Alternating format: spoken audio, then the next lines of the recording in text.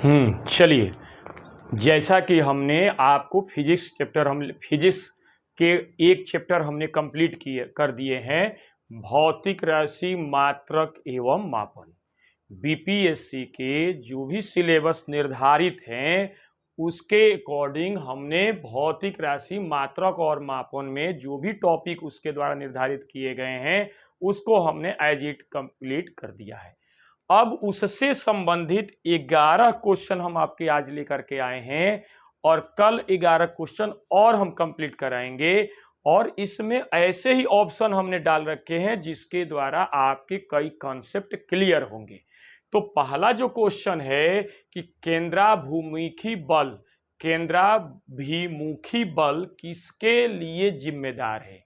पहली चीज कि केंद्राभिमुखी बल होता क्या है, तो केंद्राभिमुखी बल का जो है इंग्लिश होता है सेंट्रीपिटल फोर्स। यानी सेंट्रीपिटल फोर्स क्या है, यदि हम एक थोड़ा सा डायग्रामेटिकली हम देखने की कोशिश करें तो कोई भी चार पार्ट के कोई भी मैसी बॉडी यदि वृत्ताकार पथ पर घूमता है, r मीटर रेडियस के r मीटर त्रिज्या के वृत्ताकार पथ पर घूमता है, तो उसकी वृत्ताकार पथ के केंद्र की तरफ उस मैसी बॉडी, उस द्रव्यमान युक्त पिंड के ऊपर एक बल लगता है जिसे हम क्या कहते हैं, केंद्राभिमुखी बल। फिर से सुनिएगा, जब कोई भी पिंड किसी वृत्ताकार पथ पर गति करता है तो उसके ऊपर उस वृत्ताकार पथ की केंद्र की तरफ एक बल लगता है जिसे हम क्या कहते हैं, केंद्राभिमुखी बल यानी सेंट्रीपिटल फोर्स। यह जो केंद्राभिमुखी बल है क्या करता है, थोड़ा देखिए यहाँ पर। पहला विकल्प है कि अंतरिक्ष में वस्तु की स्वतंत्र गति, नहीं, ऐसा कुछ नहीं है। दूसरा जो विकल्प है कि वस्तु को वृत्ताकार पथ पर गतिमान रखता है, डेफिनेटली ये सही है। इसी बल के कारण कोई भी पिंड वृत्ताकार पथ पर आसानी से घूमता है। वस्तु की सीधी रेखा में चलाना ऐसा नहीं है। वस्तु जब सीधी रेखा पे चलती है यानी सरल रेखीय गति करती है तो वहां पर अभिकेंद्रीय बल कार्य नहीं करता है। ध्यान दीजिएगा, केंद्राभिमुखी बल को हम अभिकेंद्रीय बल भी कहते हैं, इंग्लिश में क्या कहते हैं, सेंट्रीपिटल फोर्स। ध्यान रखिएगा, प्योर ये हिंदी लिखा हुआ है। केंद्राभिमुखी बल इसका दूसरा नाम है अभिकेंद्रीय बल। तो अभिकेंद्रीय बल के कारण ही कोई वस्तु किसी वृत्ताकार पथ पर घूमती है, यानी अभिकेंद्रीय बल या केंद्राभिमुखी बल ही किसी वस्तु को वृत्ताकार पथ पर चलाने के लिए सहायक होती है। ओके, आगे बढ़ते हैं। पहला क्वेश्चन कंप्लीट हुआ। दूसरा क्वेश्चन क्या कहता है कि निम्नलिखित में कौन सही सुमेलित नहीं है। यानी इसमें ध्यान दीजिएगा, ये दिया गया है विभिन्न प्रकार के पैरामीटर जो भौतिक राशियों के मान को मापता है। तो कह रहा है कि ये पैरा जो मीटर हैं ये सही ऑप्शन सही जो है जोड़े के रूप में हैं। तो देखिए, वोल्ट मीटर एक इसी से जुड़ा हुआ शब्द है वोल्टामीटर, दोनों समझिएगा। वोल्ट मीटर क्या होता है, यह किसी भी वैद्युत परिपथ के अंदर किन्हीं दो बिंदुओं के बीच का विभवांतर को नापता है। तो देखिएगा, वोल्ट मीटर क्या नाप रहा है, विभवांतर, सही है। वोल्ट मीटर क्या करता है, विभवांतर को नापता है, बस इतना जानिए। अमीटर क्या नापता है, वैद्युत धारा, डेफिनेटली सही है। अमीटर क्या नापता है, वैद्युत धारा को ही नापता है। वैद्युत परिपथ में कितनी वैद्युत धारा है उसके मान को यह अमीटर नापता है। पोटेंशियोमीटर क्या है, ये विद्युत वाहक बल को मापता है। विद्युत वाहक बल के साथ साथ ये विभव को भी मापता है। तो वोल्ट मीटर और पोटेंशियोमीटर में क्या अंतर है, वोल्ट मीटर एक्यूरेट विभवांतर को नहीं नापता है, लेकिन पोटेंशियोमीटर एक्यूरेट पोटेंशियल डिफरेंस को नापता है। पोटेंशियोमीटर क्या करता है, एक्यूरेट सही सही विभवांतर को नापता है, जबकि वोल्ट मीटर सही सही विभवांतर को नहीं नापता है, कुछ इसके अंदर त्रुटियां रह जाती हैं। गैल्वेनोमीटर, गैल्वेनोमीटर क्या करता है, ध्यान रखिएगा, एक है वोल्ट मीटर, दूसरा है वोल्टामीटर। तो वोल्टामीटर क्या होता है, यह कोई जो है उपकरण नहीं है, यह एक ऐसा पात्र है जिसके अंदर इलेक्ट्रोलिसिस विद्युत अपघटन की क्रिया कराई जाती है। वोल्टामीटर क्या है, वह पात्र है जिसके अंदर विद्युत अपघटन की क्रिया कराई जाती है।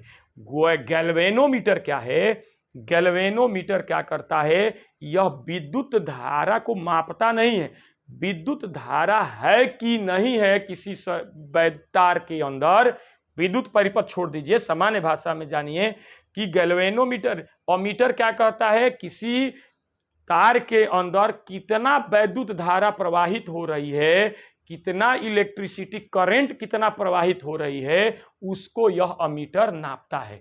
गैल्वेनोमीटर क्या करता है, किसी तार के अंदर वैद्युत धारा है कि नहीं है, इसको यह बतलाता है। यदि है तो ठीक है, नहीं है तो ठीक है। ठीक है, तो गैल्वेनोमीटर क्या करता है, वैद्युत परिपथ में यानी किसी तार के अंदर विद्युत धारा प्रवाहित हो रही है कि नहीं हो रही है, इसको यह नापता है। यहां पर क्या लिखा है, गैल्वेनोमीटर वैद्युत प्रतिरोध को नापता है, नहीं, यही गलत है, यानी यही गलत है। कभी भी गैल्वेनोमीटर विद्युत प्रतिरोध को नहीं नापता है। ठीक है, तो यहां पर जो है वैद्युत प्रतिरोध क्या है ना, वैद्युत प्रतिरोध क्या है, यह किसी भी वैद्युत परिपथ के अंदर धारा को प्रवाहित होने में जो अवरुद्ध पैदा करते हैं, जो बाधा उत्पन्न करते हैं, उनको हम क्या कहते हैं, वैद्युत प्रतिरोध। यानी प्रतिरोध, जैसे गाड़ी सड़क पर चलती है तो ब्रेकर लगा रहता है, ब्रेकर क्या करता है, गाड़ी की गति को अवरोधित करता है। यहां पर जो है प्रतिरोध या वैद्युत प्रतिरोध क्या है, किसी भी सर्किट के अंदर, किसी वैद्युत तार के अंदर धारा के चलने में अवरुद्ध पैदा करता है, तो इसलिए इसे क्या कहते हैं, वैद्युत प्रतिरोध। मतलब वे सभी घटक, वे सभी कंपोनेंट, वे सभी घटक जो वैद्युत धारा के प्रवाह में अवरुद्ध पैदा करते हैं, बाधा उत्पन्न करते हैं, उनको क्या कहते हैं हम, प्रतिरोध। तो क्या पंखा प्रतिरोध है, हाँ प्रतिरोध है। टेलीविजन प्रतिरोध है, हाँ टेलीविजन प्रतिरोध है। लाइट प्रतिरोध है, हाँ प्रतिरोध, ये प्रतिरोध है ही।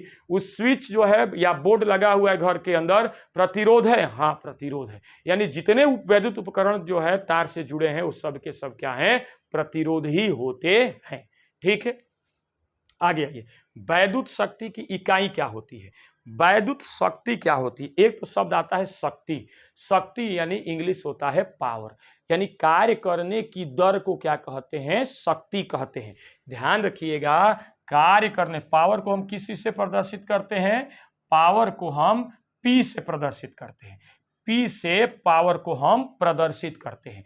और पावर इक्वल टू होता है W/T, rate of doing work is known as power.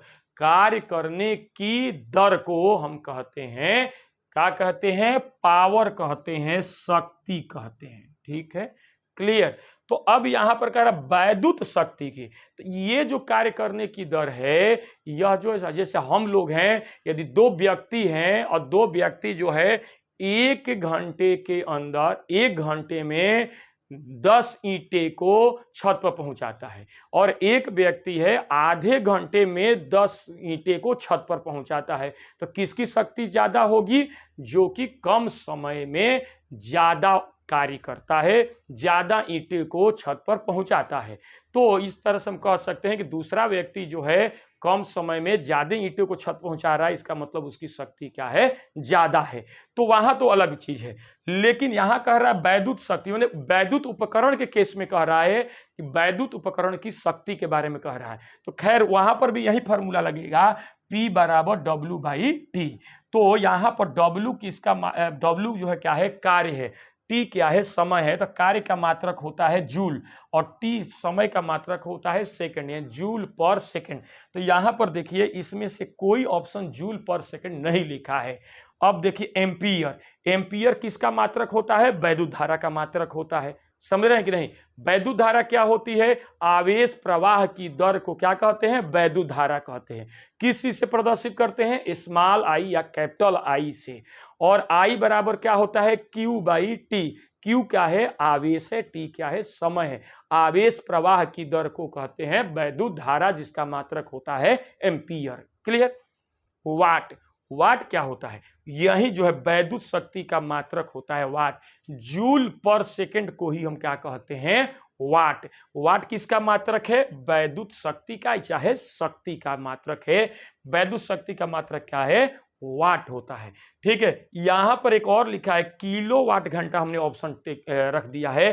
Kilo, देखो यहां पर भी वाट है, एक होता है किलो वाट। तो किलो वाट भी क्या है, वैद्युत शक्ति का ही मात्रक है। लेकिन यदि लग गया किलो वाट घंटा, ये वैद्युत शक्ति का मात्रक नहीं है, यह वैद्युत ऊर्जा का मात्रक है।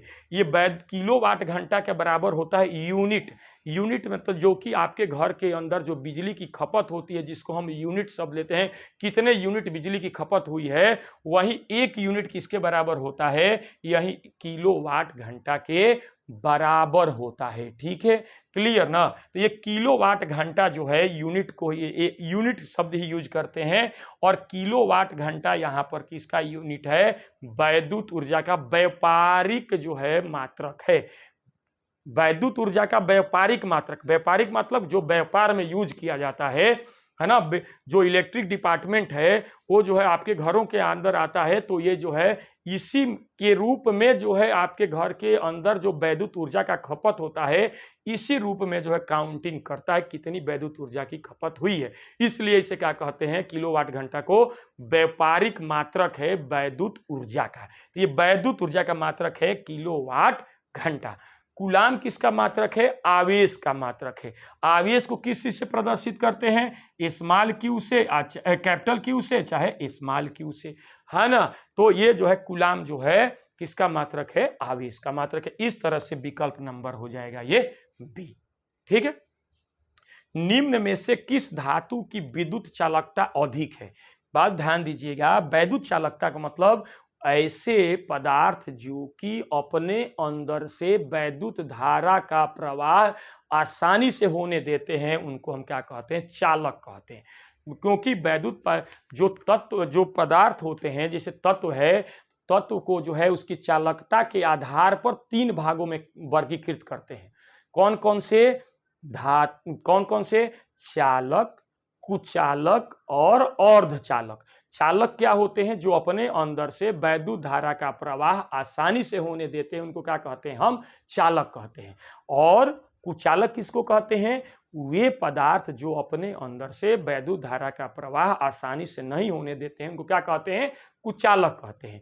और अर्धचालक किसके कहते हैं, जिसकी चालकता चालक से कम होती है और कुचालक से अधिक होती है, उन्हें क्या कहते हैं, हम अर्धचालक। तो सबसे बड़ी जो चालक कौन होते हैं, चालक में जो है जो धातुएं होती हैं वो क्या होती हैं, चालक होती हैं। धातुएं, धातुएं क्या होती हैं, चालक होती हैं। जैसे सोना है, चांदी है, जैसे लिखा है यहाँ पर, सोना है, चांदी है, रजत जिसको चांदी कहते हैं, तांबा है, लोहा है, एल्युमिनियम है, ये क्या है, सब चालक हैं ये सब। और कुचालक क्या है, जैसे रबर है, प्लास्टिक है, कांच है, सूखी लकड़ी है, कागज है, ये सब क्या है, कुचालक हैं। अर्धचालक कौन है, जर्मेनियम और सिलिकॉन, ये दोनों याद रखना है बस। जर्मेनियम और सिलिकॉन क्या है, अर्धचालक है। तो ये बात ध्यान दीजिएगा, ये सोना भी चालक है, रजत मतलब चांदी भी चालक है, तांबा भी चालक है, लोहा भी चालक है। अब पूछ रहा है कि इसमें सबसे बढ़िया चालक, सब चालकता सबसे अधिक किसकी है, तो वो क्या हो जाएगी बाबू, तो ये हो जाएगी चांदी सबसे ज्यादा, सोना से भी ज्यादा चालक चांदी होता है। तो पहले क्या आ जाएगा, यदि इसको जो है बढ़ते घटते हुए क्रम में लिखेंगे तो पहला हो जाएगा रजत, यानी चांदी सबसे बढ़िया चालक, उसके बाद सोना, उसके बाद तांबा और उसके बाद जो हो जाएगा लोहा। ओके, यदि लोहा से पहले लिखेंगे तो किसको लिखेंगे, एल्युमिनियम को। ठीक है, इस तरह से विकल्प नंबर क्या हो जाएगा, बी हो जाएगा। प्रकाश वर्ष का संबंध किससे है? प्रकाश वर्ष क्या हम पढ़ाए थे थ्योरी में, तो प्रकाश वर्ष क्या है, ये सूर्य के प्रकाश द्वारा निर्वात में एक वर्ष में जो दूरी तय की जाएगी वही एक प्रकाश वर्ष कहलाता है। फिर से सुनिएगा, सूर्य के प्रकाश द्वारा निर्वात में एक साल में जो दूरी तय की जाएगी वही एक प्रकाश वर्ष कहलाता है। तो वह एक प्रकाश वर्ष जो है, ये बात ध्यान दीजिएगा, यहाँ एक शब्द लिखा है वर्ष, तो वर्ष तो भाई जाहिर से बात है समय का मात्रक होता है, लेकिन ये प्रकाश वर्ष लिखा है, टोटल पढ़ेंगे प्रकाश वर्ष, तो प्रकाश वर्ष किसका मात्रक हो जाएगा, क्या किसका मात्रक हो जाएगा, दूरी का मात्रक हो जाएगा, समय का मात्रक नहीं होगा, वेग का मात्रक नहीं होगा, ऊर्जा का मात्रक। वेग का मात्रक क्या, समय का मात्रक क्या होगा, सेकंड। वेग का मात्रक क्या हो जाएगा, मीटर पर सेकंड। और ऊर्जा का मात्रक क्या होता है, जूल होता है ना, जूल होता है, या किलोग्राम मीटर पर सेकंड स्क्वायर होता है। जूल ऊर्जा के भी मात्रक होता है और कार्य का भी मात्रक होता है। ठीक है, ओके। तो इस तरह से ये विकल्प नंबर 1 हो गया। ठीक। फर्मी जो है किसका मात्रक है, फर्मी जो है दूरी का मात्रक होता है, और एक फर्मी इक्वल टू क्या होता है, 10 के पावर -15 मीटर। ठीक है, ये जो है फर्मी जो है दूरी का सबसे छोटा मात्रक है।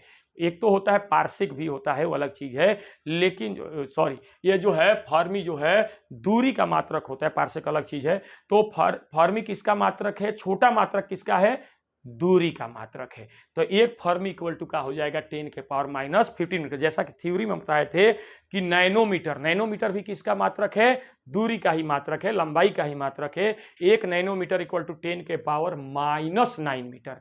एंगस्ट्राम भी किसका मात्रक है, दूरी का ही मात्रक है। एक एंगस्ट्राम इक्वल टू कितना हो जाएगा, 10 के पावर -10 मीटर।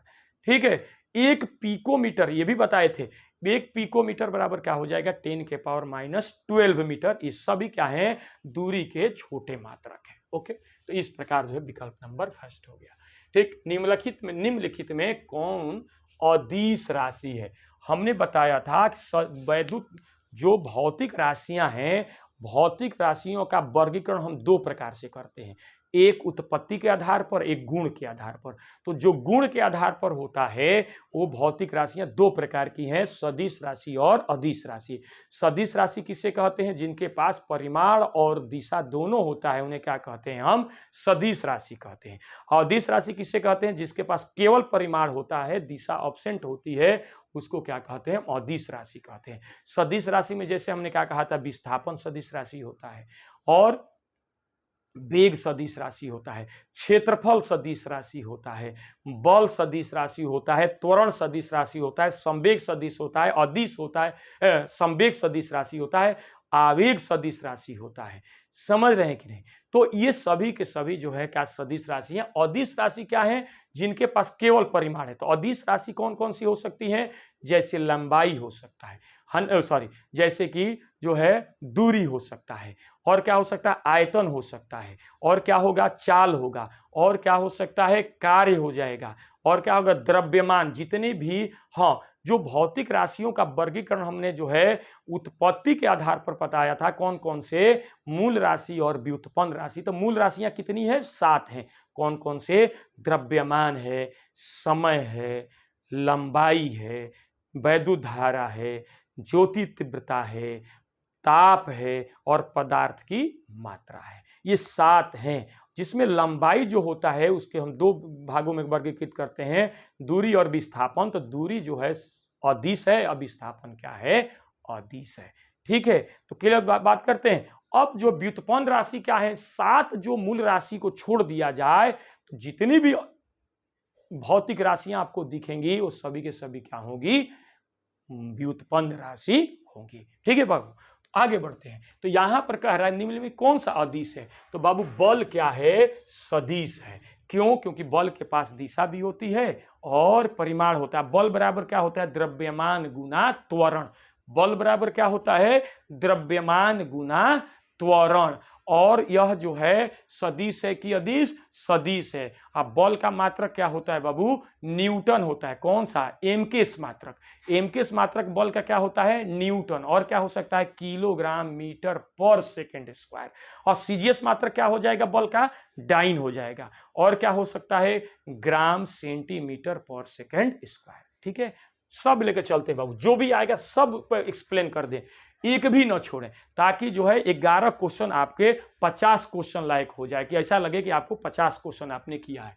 वेग क्या है, वेग जो है ये भी सदिश राशि है। अब वेग बराबर क्या होता है, विस्थापन बटा समय। आज ही हम पढ़ाएं, वेग बराबर क्या होता है, विस्थापन बटा समय। वेग का एसआई मात्रक क्या होता है, मीटर पर सेकेंड। वेग क्या है, सदिश राशि है। वेग का फॉर्मूला क्या होता है, विस्थापन बटा समय। और इसका एसआई मात्रक चाहे एमकेस मात्रक क्या होता है, मीटर पर सेकेंड। सीजीएस मात्रक क्या होता है, सेंटीमीटर पर सेकेंड।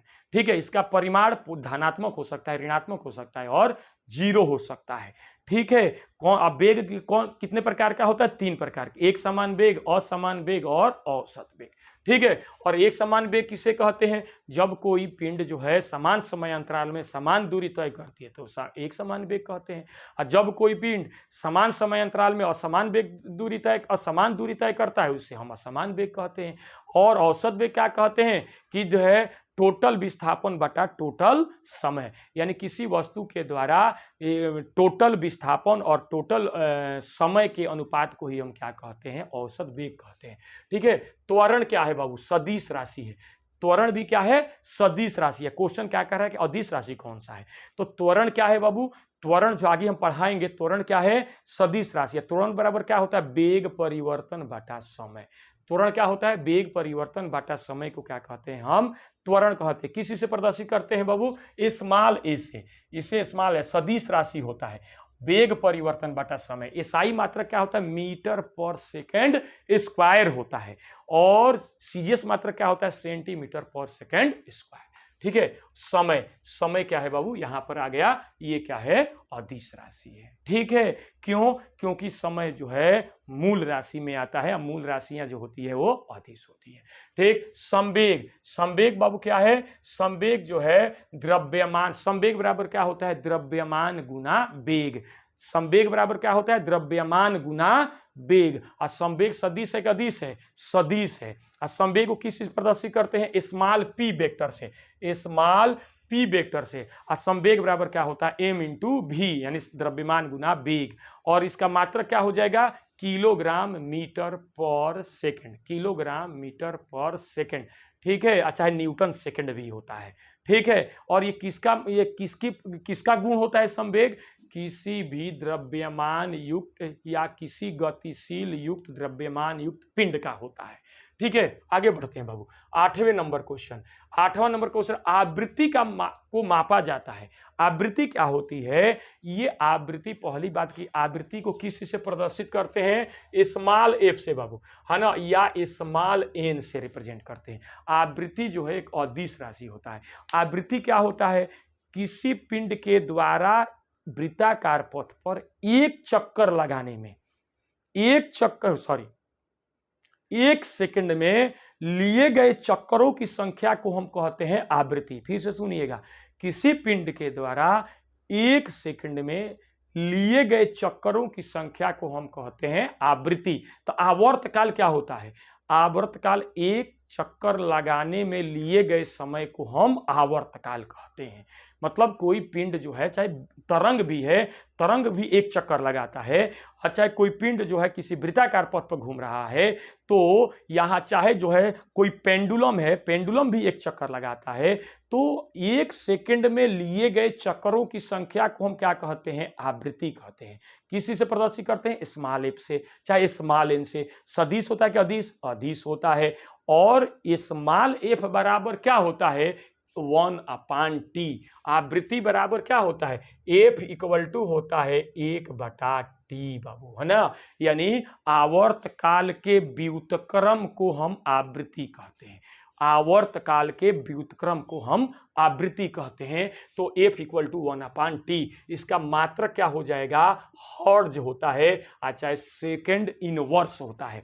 ध्यान दीजिएगा, सेकेंड के पावर -1, इसी को क्या कहते हैं हम, सेकेंड के पावर -1 को क्या कहते हैं बाबू, सेकेंड इनवर्स कहते हैं। इसी को हम हर्ट्ज भी कहते हैं। आवृत्ति का मात्रक क्या होता है, हर्ट्ज होता है। मीटर पर सेकंड नहीं, मीटर पर सेकंड किसका मात्रक होता है, या तो वेग का होगा चाहे चाल का होगा। रेडियन किसका मात्रक होता है बाबू, रेडियन। रेडियन किसका मात्रक होता है, रेडियन जो है कोण का मात्रक होता है। कोण यानी कोई भी कितना कोण, 30 डिग्री, 60 डिग्री, 50 डिग्री, ये रेडियन जो है कोण का मात्रक, एंगल का मात्रक होता है। और वाट किसका मात्रक होता है, वैद्युत शक्ति का, जैसे कि इसके पहले वाले क्वेश्चन में हमने बात किया था।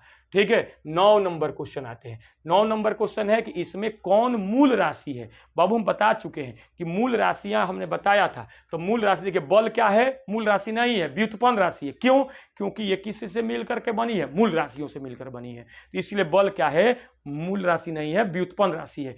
त्वरण क्या है, व्युत्पन्न राशि है। क्यों, क्योंकि मूल राशियों से मिलकर बनी है। विभव ये भी क्या है, व्युत्पन्न राशि है, क्योंकि मूल राशियों से मिलकर बनी है। दूरी, हाँ दूरी क्या है, ये मूल राशि है। वैद्युत क्षेत्र की तीव्रता, वैद्युत क्षेत्र की तीव्रता क्या है, ये भी व्युत्पन्न राशि है। वैद्युत क्षेत्र की तीव्रता किसी प्रदर्शित करते हैं, ई से बाबू। ये वैद्युत क्षेत्र की तीव्रता क्या है, वैद्युत क्षेत्र क्या है, किसी आवेशित कण के चारों तरफ का वह क्षेत्र, किसी आवेशित कण के, अच्छा किसी आवेश के चारों तरफ का वह क्षेत्र जिसमें किसी दूसरे आवेश को लेकर जाएंगे तो वह एक बल का अनुभव करता है, उस क्षेत्र को वैद्युत क्षेत्र कहते हैं। और जितने बल लगाएगा उसी वही उस वैद्युत क्षेत्र की तीव्रता कहते हैं। ठीक है बाबू, कैसे से प्रदर्शित करते हैं, कैपिटल ई से। ये बात देखो, विभव क्या है, विभव जो है अदिश राशि होता है बाबू, ये जो है और व्युत्पन्न राशि होता है। तो विभव बराबर क्या होगा, विभव किससे प्रदर्शित करते हैं, कैपिटल भी से, है ना। और भी बराबर क्या होता है, W/Q, मतलब कार्य बटा आवेश, है ना। इसका मात्रक क्या होता है, वोल्ट होता है। विभव का मात्रक क्या होता है, वोल्ट, याद रखिएगा, या जूल पर कूलाम, दोनों याद रखिएगा। ओम मात्रक, ओम किसका मात्रक है भाई, ओम जो है वैद्युत प्रतिरोध का मात्रक है। जैसे इसके पहले एक बात आई थी वैद्युत प्रतिरोध, वैद्युत प्रतिरोध का यह मात्रक है। मैं वैद्युत प्रतिरोध के बारे में बहुत कार्य बता चुका हूं। किसी से रिप्रेजेंट करते हैं वैद्युत प्रतिरोध को, कैपिटल आर से चाहे स्मॉल आर से, क्योंकि वैद्युत प्रतिरोध दो प्रकार का होता है, एक बाह्य प्रतिरोध, आंतरिक प्रतिरोध। बाह्य प्रतिरोध तो कैपिटल आर से, आंतरिक प्रतिरोध के स्मॉल आर से। आंतरिक प्रतिरोध क्या होता है, सेल के अंदर का प्रतिरोध। और बाह्य प्रतिरोध जैसे बैटरी, अब मान लीजिए कि वैद्युत परिपथ में हमने पंखा जोड़ दिया तो वह कैसा प्रतिरोध माना जाएगा, बाह्य प्रतिरोध माना जाएगा। तो यहाँ पर जो है चुंबकीय क्षेत्र की तीव्रता, नहीं बाबू, चुंबकीय क्षेत्र की तीव्रता का मात्रक ओम नहीं हो सकता। चुंबकीय क्षेत्र की तीव्रता का मात्रक वेबर पर मीटर स्क्वायर होता है, या न्यूटन पर एम्पियर मीटर होता है, या जो है टेस्ला होता है, चाहे गॉस होता है। वैद्युत क्षेत्र की तीव्रता का मात्रक क्या होता है, वैद्युत क्षेत्र की तीव्रता का मात्रक टेस्ला हो सकता है, गॉस हो सकता है, और क्या हो सकता है, वेबर पर मीटर स्क्वायर हो सकता है, या न्यूटन पर एम्पियर मीटर हो सकता है। ओम नहीं हो सकता है। प्रतिरोध का मात्रक क्या होता है, ओम होता है। ठीक, प्रतिरोध का मात्रक, ये ओम किसका मात्रक है, प्रतिरोध का। गतिज ऊर्जा, गतिज ऊर्जा, ऊर्जा दो प्रकार की होती है, गतिज ऊर्जा और स्थितिज ऊर्जा। यदि हम खड़े हैं तो हमारे अंदर जो ऊर्जा होगी वो क्या होगी, स्थितिज ऊर्जा होगी। और जब हम चलने लगेंगे तो यह स्थितिज ऊर्जा किसमें तब्दील होने लगेगी, गतिज ऊर्जा में। मतलब किसी वस्तु की गति के कारण जो ऊर्जा उसके अंदर संचित होती है उसे क्या कहते हैं, गतिज ऊर्जा। और किसी वस्तु के स्थिति विशेष के कारण, रेस्ट के कारण, विराम के कारण जो ऊर्जा होती है उसको क्या कहते हैं हम, स्थितिज ऊर्जा। तो यहाँ पर गतिज ऊर्जा का मात्रक क्या होता है, जूल होता है। ऊर्जा का जो मात्रक होगा, जो कार्य का मात्रक होगा, वही गतिज ऊर्जा चाहे स्थितिज ऊर्जा का होगा। तो इसका गतिज ऊर्जा का मात्रक जूल, कार्य का मात्रक जूल, स्थितिज ऊर्जा का मात्रक जूल। ओके। गुरुत्वीय त्वरण, गुरुत्वीय त्वरण को किस से प्रदर्शित करते हैं भाई, स्मॉल जी से बाबू, है ना। गुरुत्वीय त्वरण, त्वरण है तो त्वरण का मात्रक क्या होता है, मीटर पर सेकंड स्क्वायर। इसलिए गुरुत्वीय त्वरण का भी मात्रक क्या होगा, मीटर पर सेकंड स्क्वायर। ये एक सदिश है कि अदिश है, सदिश है बाबू। ये कब होता है, जब कोई पिंड जो है गुरुत्व के अंतर्गत गति करता है। गुरुत्व के अंतर्गत गति मतलब यदि मान लो किसी पिंड को ऊपर की तरफ फेंक दिए, चाहे ऊपर से नीचे की तरफ फेंक देंगे, तो वहां पर ये जी जो है उस पिंड के अंदर जो त्वरण होगा उसको कहते हैं गुरुत्वीय त्वरण। ओके, ठीक है, मीटर पर सेकेंड स्क्वायर इसका मात्रक होता है। एम के इस पद्धति में बल का मात्रक क्या होता है? तो एम के इस पद्धति में, चाहे एसआई पद्धति में, बल का मात्रक क्या होता है? न्यूटन होता है। और क्या न्यूटन होता है। और देखो यहां पर और क्या हो सकता है? किलोग्राम मीटर पर सेकेंड स्क्वायर, ये भी मात्रक होता है, एसआई मात्रक होता है ना। तो ये ध्यान रखिएगा, न्यूटन भी एम के इस पद्धति में बल का मात्रक होता है और किलोग्राम मीटर पर सेकेंड स्क्वायर भी होता है। ठीक है बाबू, है ना। और बात ध्यान दीजिएगा यहां पर कि डाइन लिखा है, डाइन किसका मात्रक होता है? बल ही का मात्रक होता है, लेकिन कौन सा मात्रक होता है? सीजियस मात्रक होता है ना। तो जो है एम के जो है बल का सीजियस मात्रक में, सीजियस पद्धति में बल का मात्रक क्या होता है? डाइन होता है। और सीजियस पद्धति में बल का और कौन सा मात्रक होता है? ग्राम सेंटीमीटर पर सेकेंड स्क्वायर। तो इस प्रकार विकल्प नंबर क्या हो जाएगा? पांचवा ई, ए और बी दोनों, न्यूटन और किलोग्राम मीटर पर सेकेंड स्क्वायर दोनों क्या है? एम के पद्धति में बल का मात्रक है। ठीक है, बल क्या है बाबू? बल वह वाह्य कारक है जो किसी वस्तु की स्थिति में परिवर्तन कर देता है या करने की कोशिश करता है। ठीक है, किस चीज प्रदर्शित करते हैं? कैपिटल एफ से। और बल जो है सदिश है कि अदिश है? सदिश है। अब व्युत्पन्न राशि है कि मूल राशि है? व्युत्पन्न राशि है। तो आज की क्लास यहीं पर समाप्त होती है। कल हम पूरी कोशिश करेंगे कि कल फिर जो है हम 11 क्वेश्चन लेकर आए और 11 क्वेश्चन आप करें तो ऐसा महसूस हो कि आप 50 क्वेश्चन किए हैं। बहुत सारे कॉन्सेप्ट उसमें मर्ज हों ताकि जो है आपकी एक अच्छी तैयारी हो सके। Thank you very much.